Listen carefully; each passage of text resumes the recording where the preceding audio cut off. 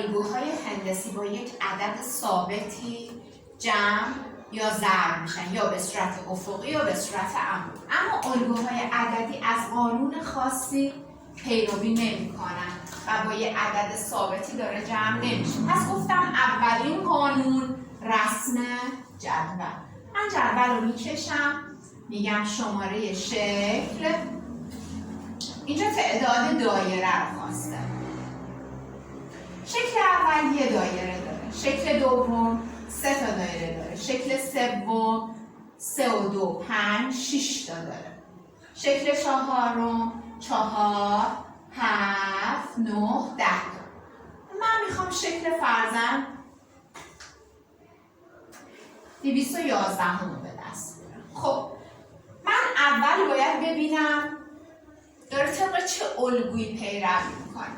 میگم آقا 1 با 2 داره جمع میشه، این داره با 3 جمع میشه، 6 هم داره با 4 جمع میشه. خب این خیلی راحته. من اگه بخوام شکل پنجم رو به دست بیارم، میگم که ببینید 2 یه دونه اضافه شده 3 یه دونه اضافه شده 4، پس داره با یکی دیگه بیشتر میشه 15. اما فرضاً من شکل 185 رو بخوام به دست بیارم، خب این برای من خیلی سخته. پایه‌های بالاتر که میری الگوهای عددی و هندسی به صورت دنباله‌های هندسی و حسابی بهتون درس داده میشه. در اصل این داره یک دنباله رو برای من تشکیل میده. خب که فرضاً من مقدار انومش هم بخوام به دست بیارم.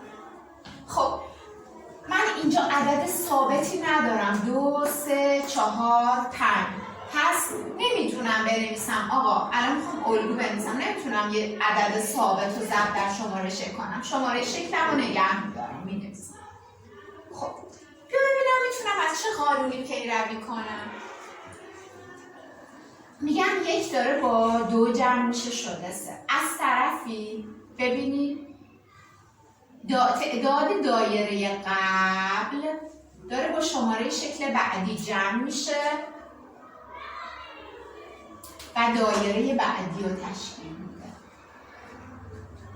درسته؟ 1 با 2 جمع شد، 3 با 3 جمع شد، تعداد دایره بعد رو تشکیل داد. 6 با 4 جمع شد. پس من میخوام اگه براش الگو بنویسم نمیتونم اینو دارم ضرب در شماره شکل میکنم. پس میام مینویسم تعداد دایره قبلی به علاوه شماره شکل بعدی. خب مثلا من میخوام شماره شکل پنجم رو به دست بیارم. درسته؟ شماره شکل 5 دایره قبلیش چند تا بود؟ 10 میشه 15. میخوام شماره شکل 6 رو به دست بیارم. شماره 6 شکل گفتم شماره شکل بعدی یعنی 6. بله قبلی چند بود بچه ها؟ 15. 15 و 6 میشه چند؟ 21. یعنی داره با یه 6 جمع میشه. خب من میخوام شماره شکل 211 رو به دست بیارم. زمانی میتونم به دست بیارم که شماره شکل 210 رو به من داده باشه. شماره شکل 210 رو به من داده باشه. خب 210 تعدادش چند تا بود توی کتاب؟ 210 شکل 20. پس شکل 20 من با 210 تا دایره تشکیل شد. حالا من شکل چندم رو میخوام؟ 21 رو میخوام. خب برگشتم گفتم شکل 21 رو میخوام. شکل 21 ببینید با تعداد دایره قبلی میشه چند؟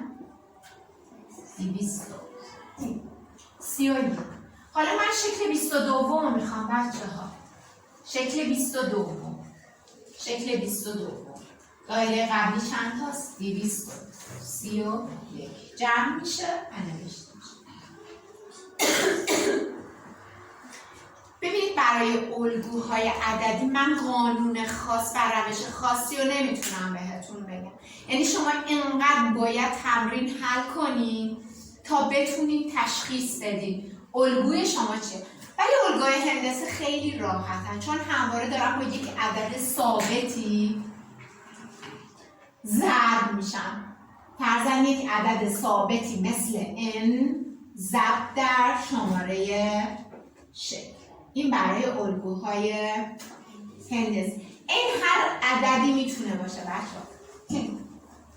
پایه های بالاتر برید به اینا میگن معادله، حل معادله که با استفاده از عبارت‌های جبری. این هر عددی میتونه، تو مثال قبلی این من میتونه 4 باشه، میتونه 6 باشه، چون همواره داره با یک مقدار ثابتی جمع یا ضرب میشه، چه به صورت عمودی چه به صورت افقی. الگوی هندسه من کاملا واضحه، ولی عددی من باید خودم براش یه راهکار به دست بیارم. این راهکار خیلی جالبی بود که برای این الگو من نوشتم و به دست آوردم. اینم از الگوهای عددی من که اینا همواره وقتی من این شکلی می نویسمشون 1 3 6 10 تشکیل یک دنباله رو میدم که در پایه های بالاتر دنباله هامون یا دنباله های هندسی هن، یا دنباله های حسابی یا عددی که با استفاده از فرمول خیلی راحت میتونید مقدار انوم در هر دنباله رو به دست بیارید. مقدار